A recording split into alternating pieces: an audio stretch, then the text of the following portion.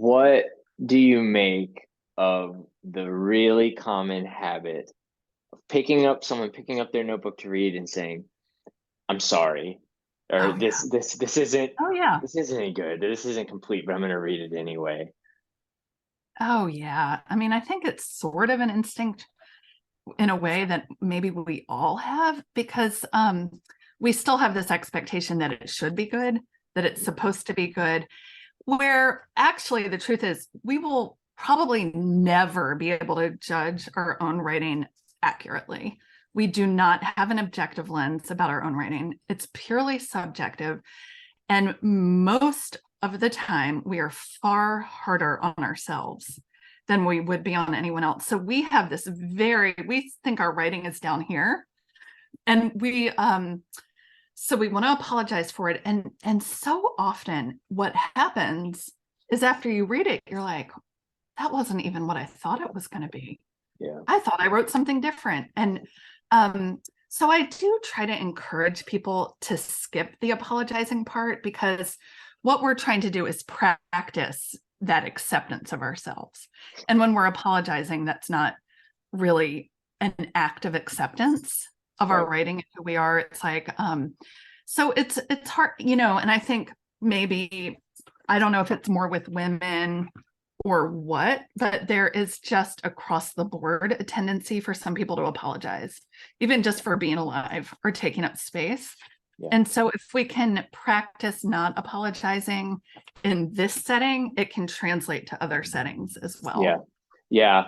Right. I think so many of us, like, if we were out in the middle of the night, you know, on a December evening, we would apologize for asking for a blanket, like, That's true. yeah, like Maybe I'm it's I'm like a, sorry, but could I have a blanket? yeah, and maybe it's not just women. Maybe it's just anybody who doesn't feel like their needs are valuable, that their worth isn't quite high enough to just be able to exist with what you need. Yeah, I mean, I feel like we live in a world that sort of says, here's what your needs ought to be, Right. and they ought to look sort of like whatever the magazine at the grocery store says they ought to look like, or whatever Instagram says they ought to look like, and then the actual needs underneath, like, keep those hidden, and they're not really welcome. And so I think, for one, that feels like, for me, where some of the apologizing comes from, and I totally get the Yeah. gender aspect. Let's dive into that a little later, for sure. But also, I think that that's like a huge part of it. Goes back to what we were just talking about, where when we get together and we write and we say it out loud, like, this is who I am, this is what I carry, this is what I feel or think. Um, it's this act of subverting that pressure to, like, not, be real about what we need. What Yes, that's what true. what Yeah. about like, in your own writing, because you've written, how do you say you've written one memoir or two at this point? uh That's a good question. it, Either way. In a way, three, because even Yeah. my writing manuals had Yep. lots and lots of personal stories. So, I mean, I don't think there's anything I write that isn't memoir in one way or another, even if that's not the official title. Yeah, I kind of think of my last one as one, even though it was two different books. I think of it as one memoir. Yeah. Either way, and I'm excited to read the new version. And I think that the personal stories are what make the writing manual so effective too. With all of that, no matter what number you put on it, you've put yourself out there a lot, and you've published so much of your own personal writing. So how have you, as a writer, not as a teacher observing people in your class, how have you dealt with that yourself? The impulse to, like, compare yourself to other writers, or be judgmental of your work. Well, that's what makes me understand why everyone else feels that way. And it's also why I started teaching this kind of workshop because the world is so brutal. And in a lot of circumstances, the writing world can be pretty brutal. Traditional writing workshops, it's there's a lot of focus on what isn't working in the story, Yeah. what needs to make it better. It's a lot of kind of tearing it apart. And I just noticed over the years of doing that kind of workshop how painful it was and how well it really didn't work for me to be like torn apart. I think that's our MO all the time anyway. And I think I had a breaking moment with a mentor that I really looked up to and respected and loved her writing. And she was very old school, kind of hardcore old school. And I gave her a piece to read that I was writing, hoping to publish. And she got back to me and she said, Valley, this wasn't even a first draft. Mm.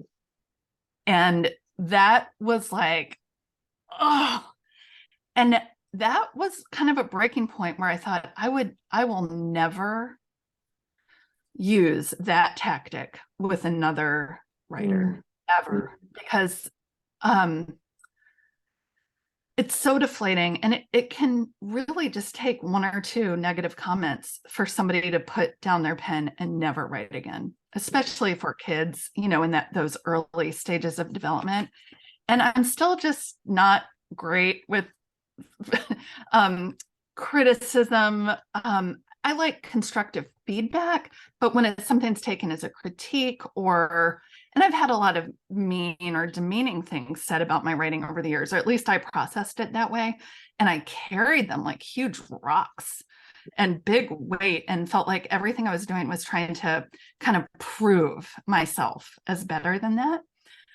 So I realized I had to come up with a writing strategy that was going to make me not hate writing and not be terrified of it, and not have it always be about trying to prove my worth. But so that was kind of a long way around your question. But I can still often write something and be like, oh my God, this is so bad. And there will be people in my class who've written these things where all like, and it's so amazing. And then I'm like, oh my God, I can't believe I have to read this. But I try to model not apologizing, and model my advice to let whatever comes come, and it doesn't have to be good. And so I just read anyway. Yeah, I think it works. I mean, I think that the way that you model it works for me. One thing that's definitely like picked up in my own writing practice since writing with Life Intent is just like a reverence for showing up and doing it and having it be the process. And there are things I write that like I'm totally in love with, and I'm like, this was wonderful. And then there's lots that I write that I'm like, I think I had to sort of like do this in order to get to the good stuff. Oh yeah, there's so much of that. Yeah. There's so much of that, I think, within each of us, the stuff we have to kind of wade through and dig through. But there's no other way to get to the material that's at the bottom other than to go straight through. And I often think of those pieces as bridge pieces. It's something we have to walk across to get to the other side. But they could also be tunnel pieces. You know, where we're tunneling under. I think tunnel pieces would be a good name for it too. Yeah. Yeah. And that happens just probably 80% of my writing is a tunnel or a bridge. Yeah. And then, like, you know, it's